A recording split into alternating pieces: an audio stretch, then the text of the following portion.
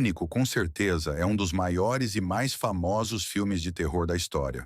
Dirigido por Wes Craven, o filme marcou uma geração inteira e reinventou o gênero. Hoje você vai relembrar a história do primeiro e melhor filme da franquia. O filme começa com uma cena que já entra para a história do cinema. Uma adolescente chamada Casey Becker está sozinha em casa à noite. Ela faz pipoca, coloca um filme de terror para assistir, tudo tranquilo, até o telefone tocar. No começo, é um cara aparentemente simpático, com uma voz calma. Ele puxa papo, pergunta o que ela está assistindo, começa até meio flerte. Mas aí, o clima muda. Ele começa a fazer perguntas sobre filmes de terror. E então vem a ameaça. Você gosta de jogos? A cada segundo a tensão aumenta mais.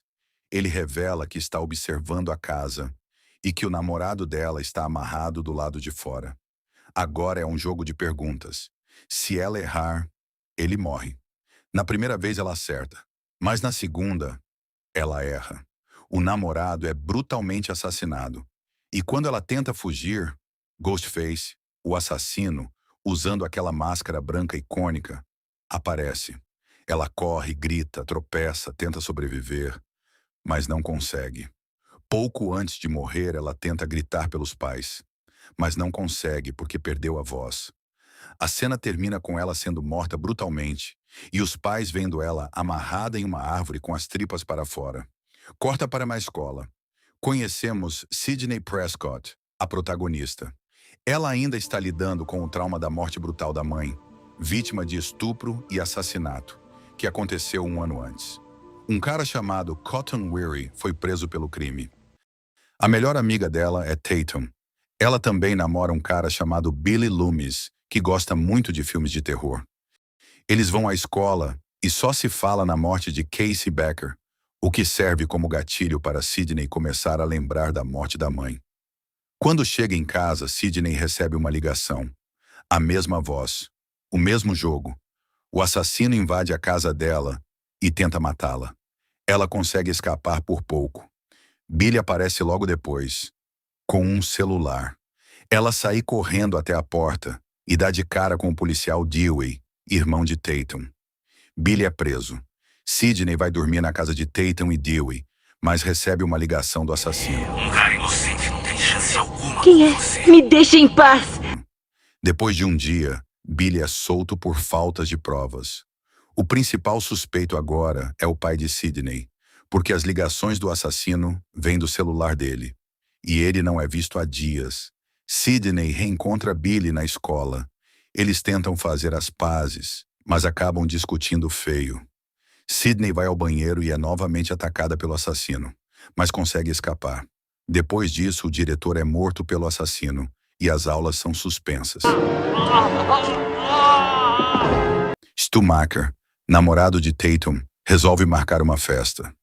Sidney fica apreensiva, mas decide ir. A festa começa. Eles se reúnem para assistir Halloween, um dos filmes mais icônicos do terror. Enquanto isso, Tatum vai buscar uma cerveja na garagem, mas acaba encontrando Ghostface. Ela tenta brincar com ele, achando que é alguém fantasiado. Mas não é. Quando percebe, Tatum tenta fugir pela portinha do cachorro, mas é esmagada. Uma das mortes mais estúpidas e icônicas dos filmes de terror. Agora entra um dos personagens mais icônicos, Randy. Ele é o cara nerd dos filmes de terror e explica as regras para sobreviver. Número 1. Nunca se pode transar. Número 2. Nunca se pode beber ou usar droga. 3. Nunca sob circunstância alguma diga eu vou voltar já, porque nunca irá voltar. O filme começa a brincar com essas regras o tempo inteiro. Antes do começo da festa, uma jornalista colocou uma câmera na casa. Para caso o assassino apareça, seu nome é Gail Weathers.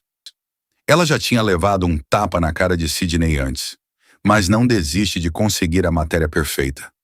A festa continua, álcool, música e o assassino a solta. Sidney e Billy fazem as pazes. Os dois vão para um quarto e fazem sexo. Agora Sidney não é mais virgem. Logo depois, Billy aparentemente é morto pelo assassino. Sidney entra em desespero. Dewey e Gale acham o carro do pai de Sidney e vão correndo atrás dela. Sidney entra no carro da jornalista, ela e o cameraman. Os dois olham a câmera e veem o assassino. Eles olham atentamente e acham que ele vai matar o Randy, mas esquecem do delay de 30 segundos. Deus! O que é? Tem um delay de 30 segundos! Do nada, ele aparece na porta do carro. Sidney consegue fugir. Ela encontra uma arma e volta para o lugar da festa. Ela tem que fazer uma decisão. Randy ou Stu? Um deles é o assassino e o outro é inocente. Ela decide deixar os dois do lado de fora. Lá dentro, ela percebe que Billy não morreu e entrega a arma para ele. Ele abre a porta e atira no peito de Randy. Stu entra e os dois revelam que eles são o assassino. Isso mesmo, o assassino era duas pessoas. Billy queria vingança porque o pai dele teve um caso com a mãe de Sidney. A mãe dele o abandonou e deixou ele traumatizado. A vadia da sua mãe estava transando com o meu pai. E foi por causa dela que minha mãe foi embora e me abandonou. Então ele matou brutalmente a mãe dela. E Stu, ele só é bem louco mesmo, um psicopata. Eles também sequestraram o pai de Sidney, e por isso que ele estava tanto tempo sumido. Eles começam a se esfaquear de propósito para fingir que também foram vítimas do Ghostface. Nesse momento começam batidas na porta. É Gale com uma arma. Ela aperta o gatilho, mas esquece de destravar a arma. Billy dá um chute que joga ela longe, mas isso dá tempo para Sidney reagir. Ela foge e transforma aquilo no jogo dela. Ela veste a roupa do assassino e ataca Billy com um guarda-chuva e Stu com uma TV. Quando tudo parece estar bem, Billy volta e pula em cima dela com uma faca. Mas Gale aparece de novo, desta vez com a arma destravada. Ela atira no peito dele e depois mais um tiro na cabeça. Assim se encerra um dos grandes clássicos do terror.